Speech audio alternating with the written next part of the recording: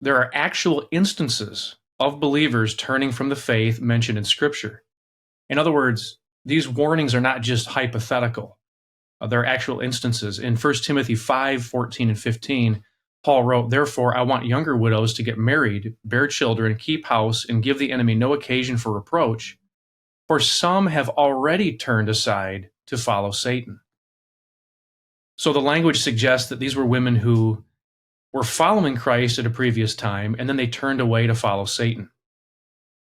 Later in 1 Timothy 6:10, just one chapter later, Paul spoke of others who had fallen away. He said, "For the love of money is a root of all sorts of evil, and some, by longing for it, have wandered away from the faith and pierced themselves with many griefs."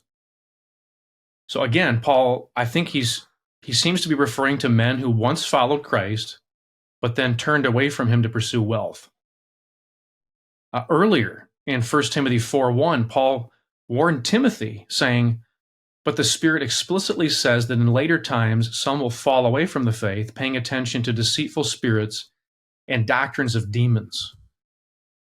And not only is turning away from God possible, but according to the Spirit's words, it was inevitable. It was going to happen.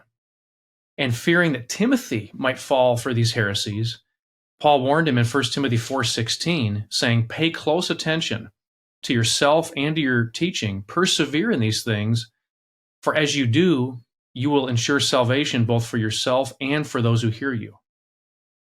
So the verse is referring to the falling away of genuine believers.